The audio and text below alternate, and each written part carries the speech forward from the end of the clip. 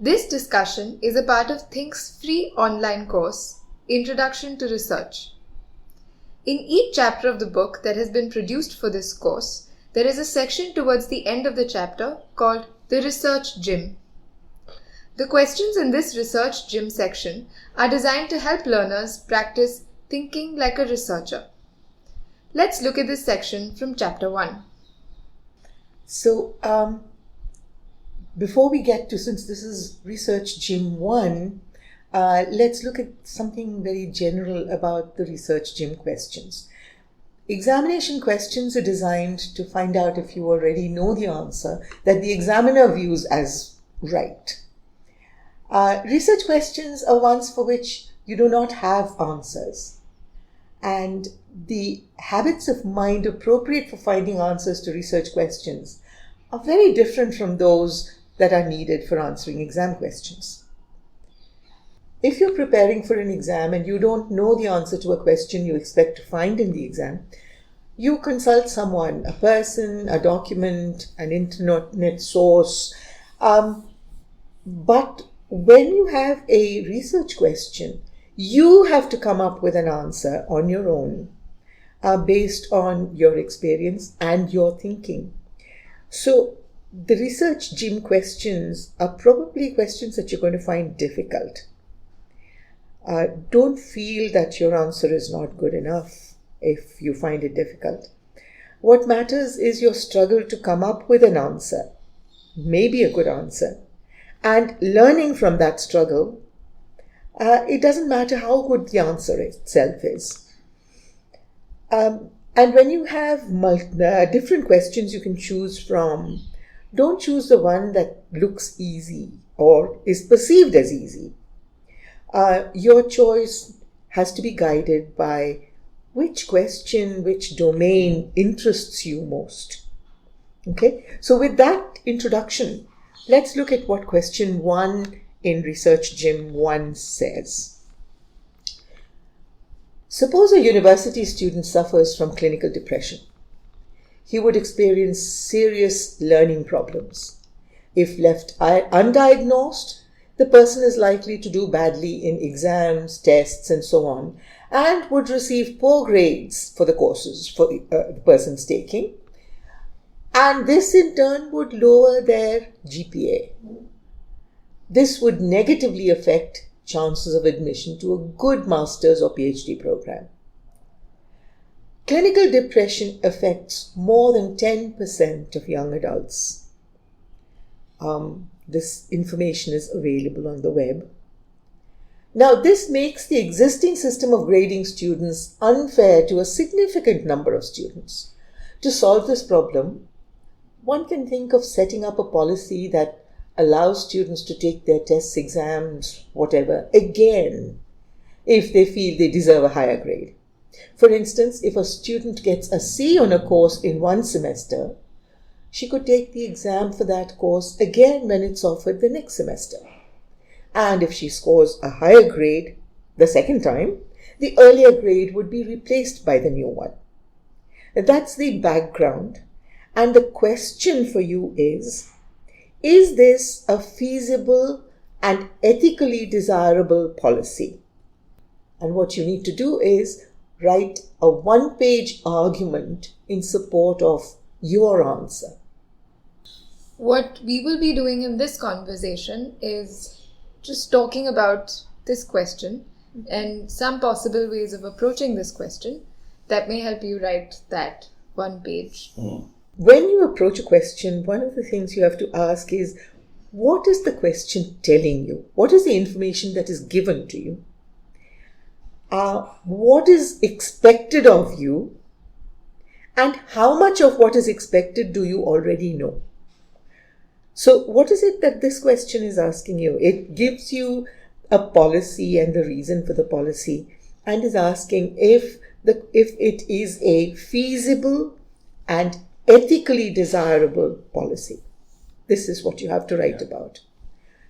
But first of all, there is this what exactly is a problem? The problem is in given the existing system of admitting students on the basis of the exam results, given the clinical depression facts, there is an ethical problem, namely a student who deserves to enter a program cannot do so because that student is going to do badly if there is clinical depression.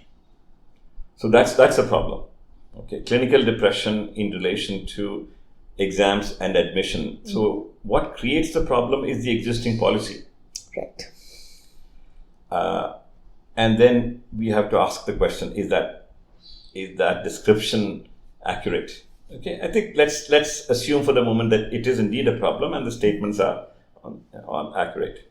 Yeah, at this point, given this question, given that it's the beginning, I think we have to take what is given as we won't question that. Yeah. What is needed is to critically think about the policy that has been proposed.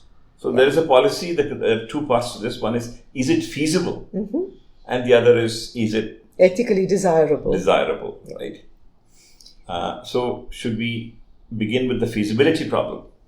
I think that is where in an actual implementation, that's where everybody is going to object, saying, oh, but in take for example 12th grade exams, to conduct examinations again, for the entire country, it would mean huge work. So people are going to object to that kind of work. So the question to ask would be, is there some way it can be minimized? So in this question, we say, suppose a university student suffers from clinical depression. So I think if we narrow down our scope from, say, the entire country in conducting board examinations for the entire country to university exams for students. Yeah. Now, university exams themselves can be problematic in different parts of the country, perhaps. If it's if it's an independent university, it might be possible.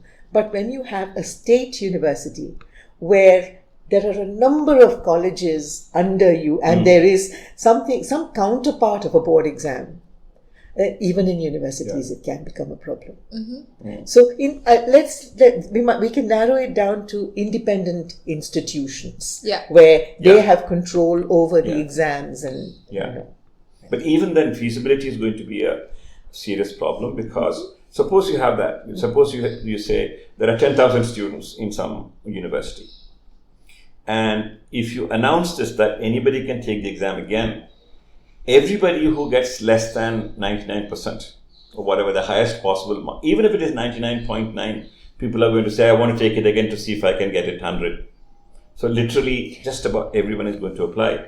That is also unnecessary, because it's unnecessary. But if that is what happens, you just have to have more of there might be an exam fee, there's more administrative work. But I see a much greater problem. If a person is clinically depressed, and we're talking about that group, right? The 10% or whatever. If a student is clinically depressed and does badly because of that, even the opportunity to do it again can create more stress for that person. It can, And it might actually go against the student. Yeah. So those are the kinds of things. That's where I think maybe not the feasibility. I'm talking about the ethical desirability. I started out thinking it was feasibility, but it's actually... On the other hand, let me also say, suppose a person is not clinically depressed, but has a bad headache. Yes. And you do badly because of that. It is ethically desirable in such a case to allow that person. But then the difficulty will be misused. Right? Because people would want to just use this as an opportunity somehow to try their gambling is going to happen.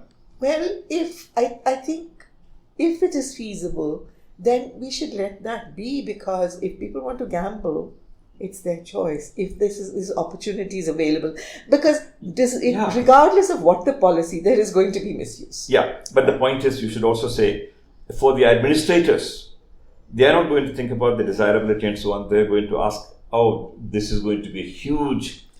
So what are the ways of reducing the difficulties isn't indeed legitimate. Yes. So can you avoid gambling? I think so. Okay, fine. Aditi, you wanted to say something. This is one of the first questions that would strike any person who reads this, is that how do you ensure that this policy is used only by people for which it is meant for? And firstly, should it be used only for people that we are talking about, which is people with clinical depression? Like you said, a person with a headache. Also, it's ethically desirable for that person to appear for an exam again. Now, as far as feasibility is concerned, if there are semester exams, for instance, happening at the end of every semester for a course, there will be X number of students who are taking that course that semester. And if we do allow for this kind of a policy, then there will be more students taking that exam that year. Now, depending on the nature of the exam, it could be a burden for the administrators, or it could not be a burden for the administrators. So if end semester exams are designed in such a way that any number of students can take them without necessarily creating more issues for the people grading them. Multiple choice or computer gradable exams, for example. So in any examination, no matter how well you design it, there will be some element of randomness. So some deserving students may not get sufficiently good marks, and undeserving students get more marks. The second one I don't mind. So to take care of the problem where good students accidentally do badly, I announced in my class that I was teaching that if you think you deserve more marks than what you actually got, come and talk to me about it and convince me that, for those questions, it was you are doing badly was an accident, you actually deserve more marks. Make an appointment with me.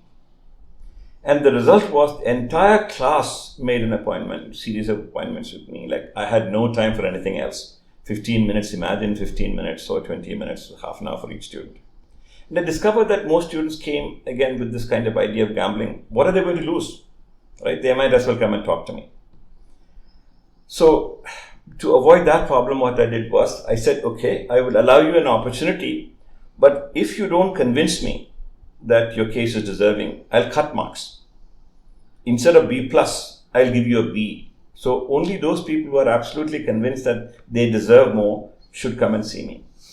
The percentage of appointments came down to something like less than 20%. The gamblers disappeared because they didn't want to lose marks. But if they really felt they deserved more marks, they came to me, and many of them actually got higher grades. I think that was to save my own work, I had to do that. I mean, I'm a human being, I can't, That's right. Yeah, and this is necessary for administration as well. Yeah. That was a fair thing to do, I think. Yeah. But see, it's possible to do that kind of thing when you have, when you are completely, a particular teacher is completely in control. Yeah. Which is not always the case. What do you do with larger? No, but cases? again, you can do the same kind of thing if you do. Yeah, if you get less marks, right? Then you will get that one. You are not going to take the best of two. That also may be. So, for example, let's say I have a headache this time, and next time I have the flu and therefore get lower marks. I don't think that's fair either. Yeah. But I mean, this is something that needs a lot more thought, and I think we should leave it here to get fresh ideas from the participants. True. Yeah. We hope you found this discussion helpful as a starting point to approach this question. Thank you for listening.